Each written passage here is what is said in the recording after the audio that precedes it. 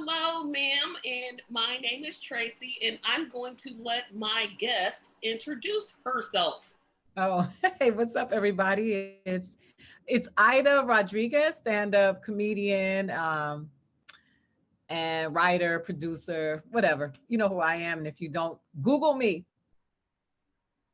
Well, that was a lot quicker than I thought. I thought you were going to I'm go. not one of those.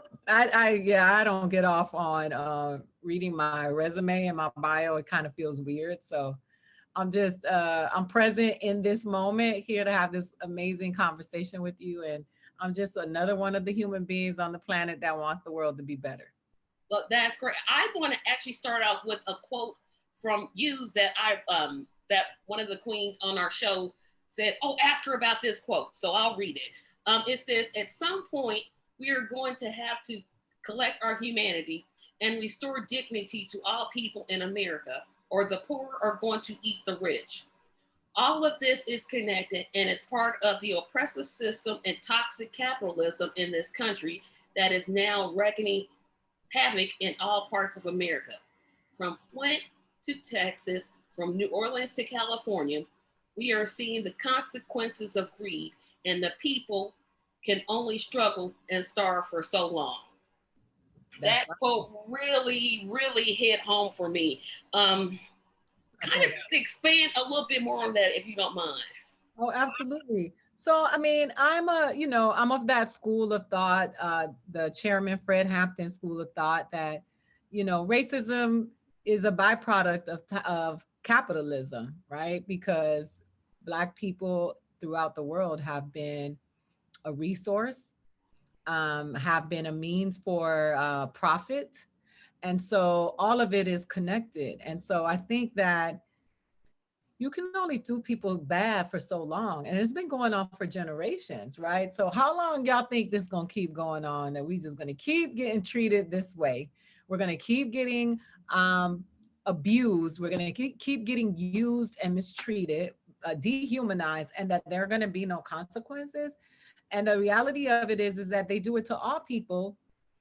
There's an extra layer when it comes to Blackness, but poor people, all marginalized people, worldwide people, immigrants from all parts of the world, every corner, have been used as a resource for the rich and the elite.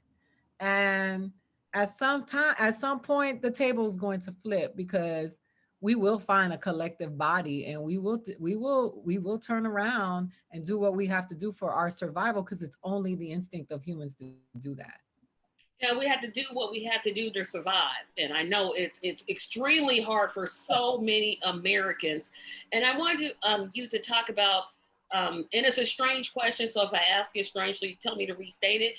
But our government's response to the COVID-19 outbreak.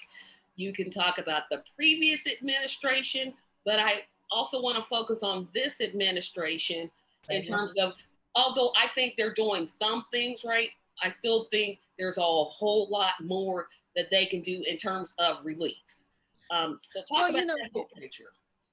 I mean, I see the thing about it is that we keep getting diluted every 4 years, that the next 4 years are going to be better because of who's in office, when we never address the actual system that is in place that office services. So, when people hit me with this whole, why did you vote for Joe Biden? Donald Trump needed to go, because Donald Trump was awakening something else in this country that was just adding more layers of struggle for people of color and Black people in this country.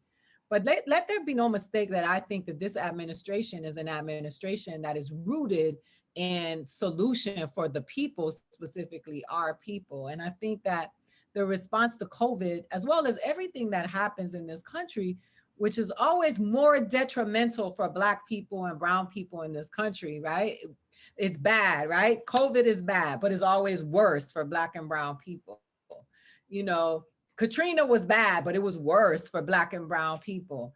And so it's when we think about this government, their response has been subpar, if you ask me, because a lot of the hype that was around the election to flip it in his favor is now gone. And now we want to see the results of the promises that were made. I'm disappointed that minimum wage has not been raised. He showed us his behind with the student loans. You know, it's just all part of the system. And I'm tired of listening to people talking about, specifically when it comes to stuff like the student loans. Miss me with this bullshit. Can I curse? We try not to, but we'll edit Okay. it. Okay. So miss me with the BS about with regards to the student loans, that it is, you know, you made an agreement. Education in America should not be for cost, right? It should be free. And the reality of it is that I just found out yesterday, my son told me that the group of people who are most in debt for student loans are Black women. So when you talk to me, because they're also the most educated group, right? The most accomplished group. So when we talk about these student loans, y'all don't want to give Black people reparations. Y'all don't want to give, you know, Spain doesn't want to give reparations. France doesn't want to give reparations. Well, how are we going to equal? How are we going to balance the playing field for people of color, Black people, to advance in this? If we really are talking about, we want to see advance, Black people advance and brown people advance. So, you know, thinking about this administration and all of the promises that were made and all, how they have showed up for certain groups, interest groups that have great lobbyists behind them, and not showing up for Black people and brown people in this country, I'm disappointed. And I think that more can be done.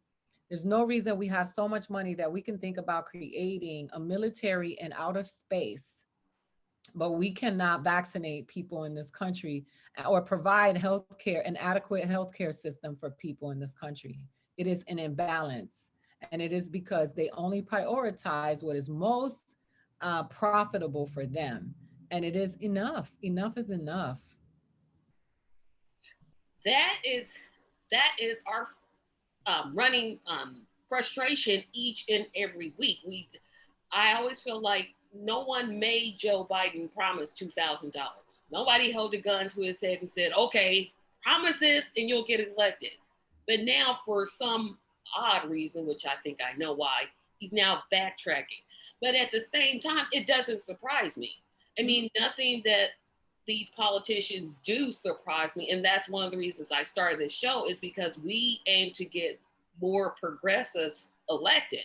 Because I think that's what's going to take to change this whole system of candidates that actually believe something, will run on their values, will do the work that needs to be done. So talk about some of the progressives that really stand out in your mind, and some of the things that they're doing that you really are hopeful about. So I mean, I rock with the squad, you know, and the squad is in its entirety, which includes Jamal Bowman and Cori Bush. You know, I have been sitting down thinking about who are the people. That's funny. There's this woman in Arizona, Eva Pol, Pol, Povotsky, I think is her name, who's a progressive. And she came from Eastern Europe, and now she is actually running and campaigning, or has been campaigning in Phoenix. You know, I think that the progressive agenda, even though at times I feel like white progressives are tone deaf when it comes to the issues of Blackness and brownness, because they don't have to deal with the reality of Blackness and brownness. So they can afford to be progressive in a way that is not, it isn't guaranteed to us, because we have to deal with the reality of race. You know, but those people, AOC going to Houston right now, collected, raised $2 million to go help the people in Houston. You know, Jamal Bowman trying to create the things in the northern part of the Bronx, where there are a lot of Black and brown people who haven't been serviced in a long time. Like, you know, Cori Bush just making her voice heard and showing up for the people that she represents in a way that they haven't been represented before. You know, Rashida Tlaib and in Michigan doing for Detroit, because people look at these communities, and these are the, you know, I come from a community like that.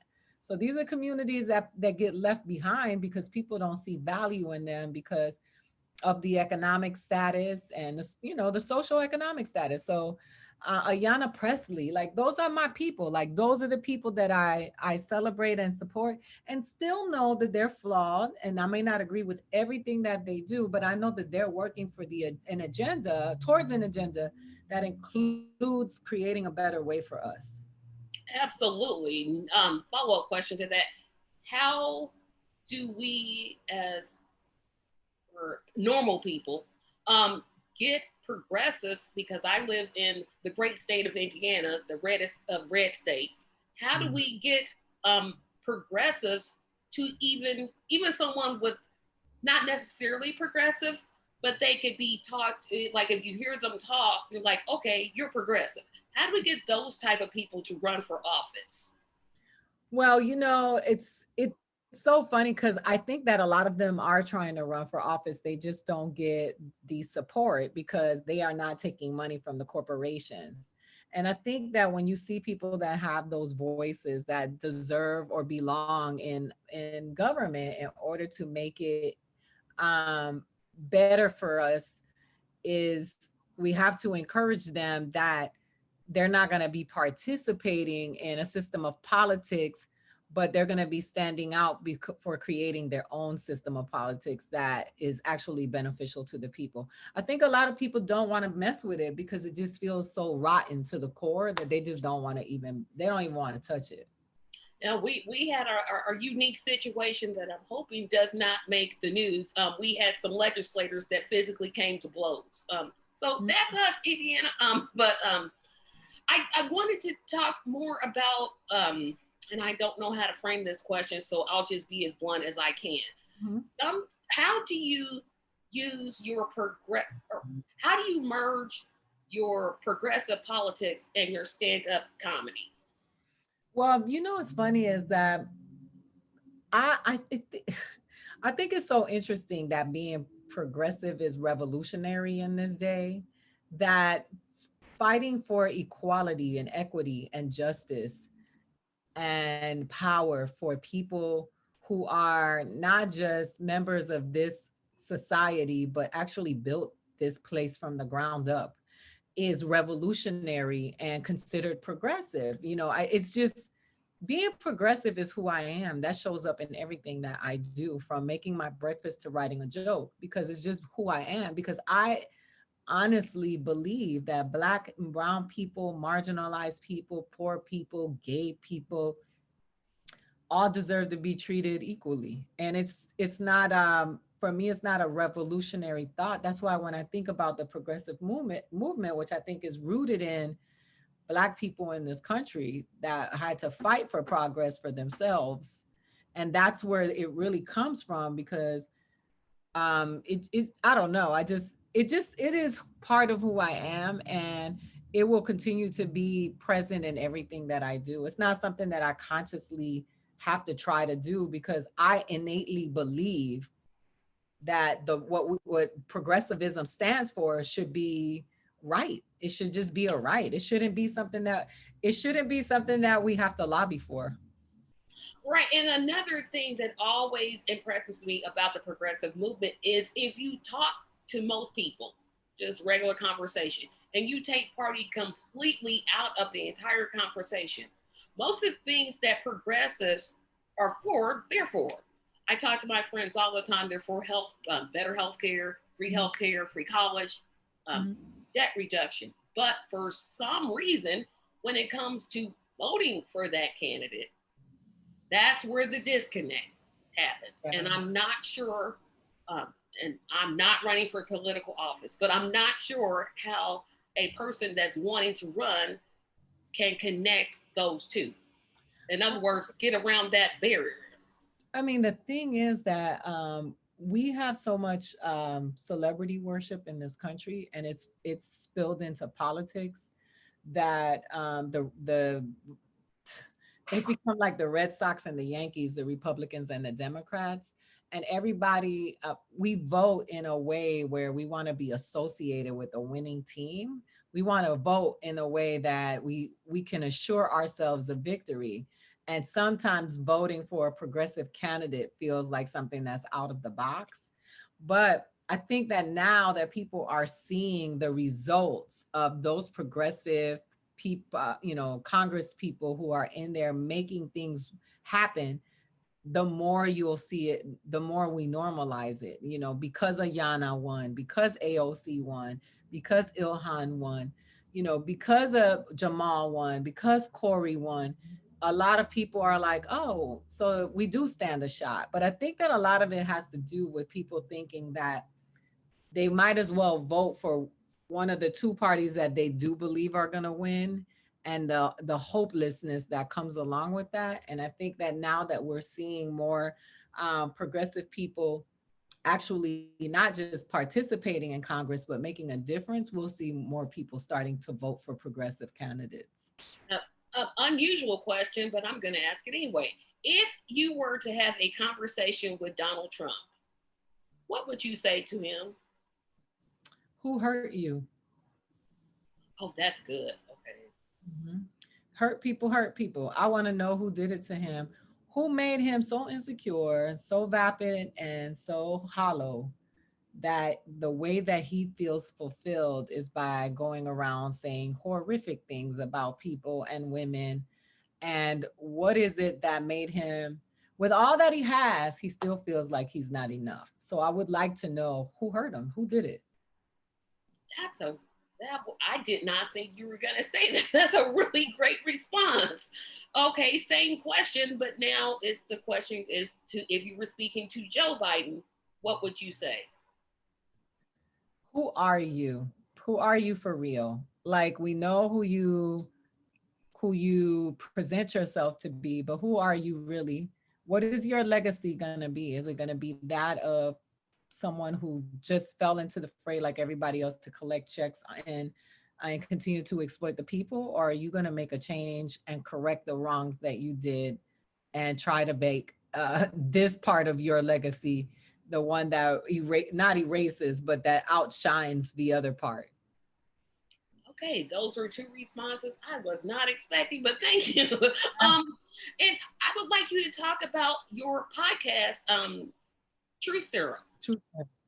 So Truth Serum is a podcast that was born out of my I guess time at TYT.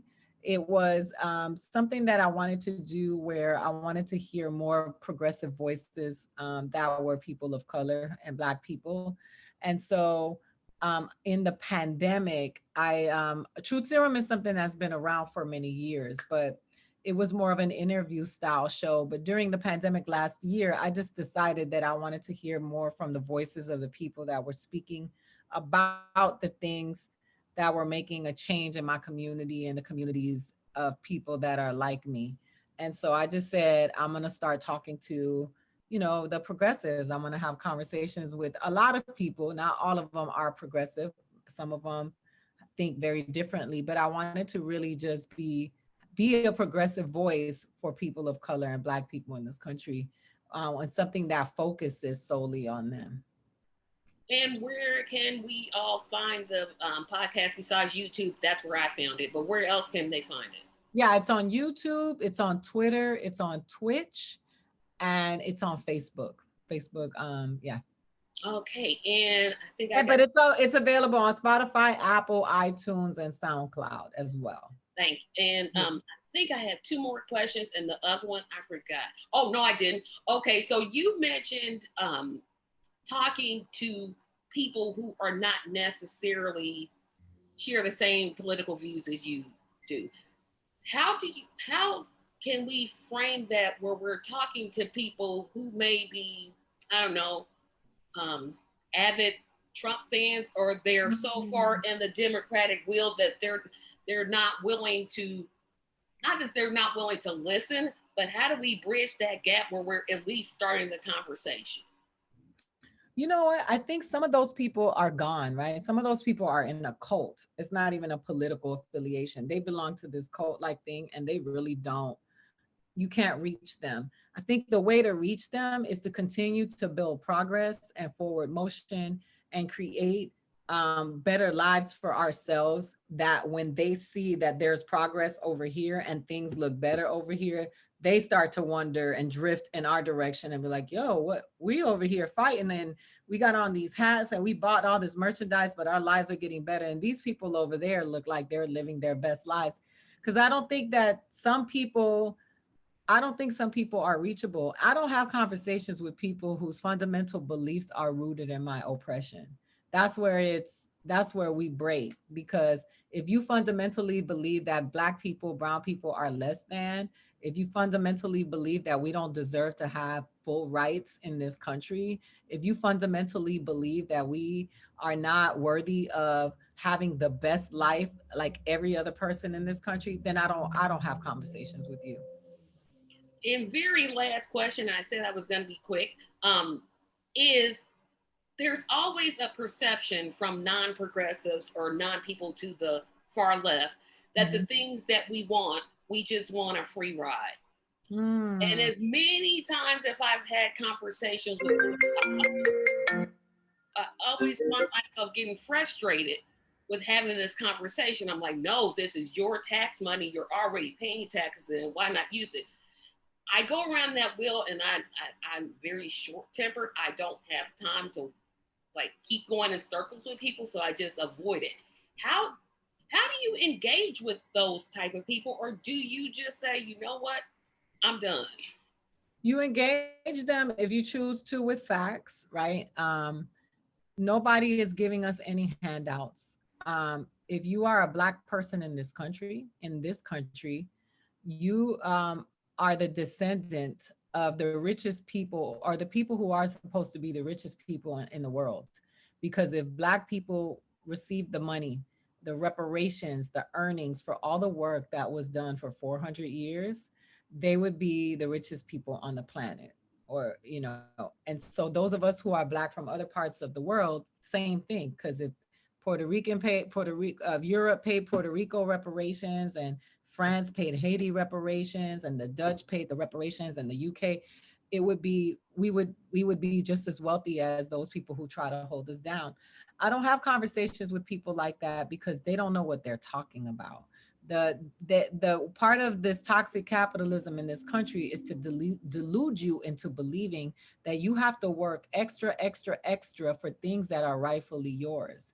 This is we pay all these taxes, and then they shame us and getting a stimulus, or getting unemployment, or getting food stamps. But the truth of it is the reason that food stamps exist is because the toxic capitalism in this country has driven the average human being into a space where they can't even receive a living wage. They can't afford to get medical help.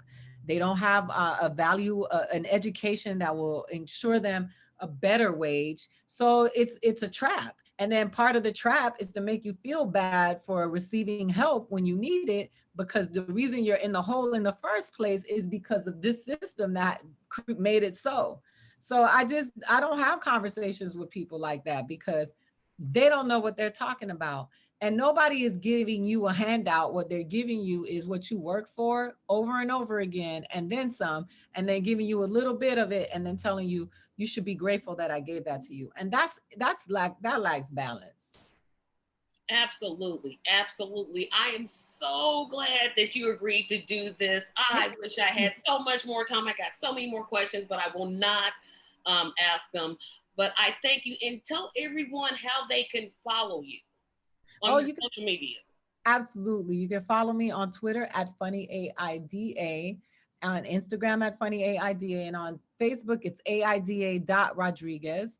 And if my assistant had not scheduled me to do something right after this, I would have stayed and answered your questions. But she put me on the calendar for something else.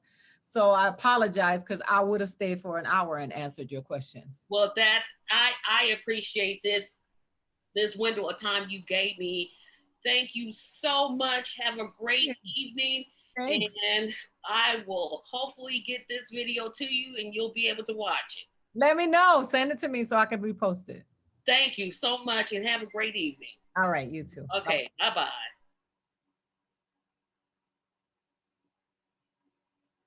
Okay, we gonna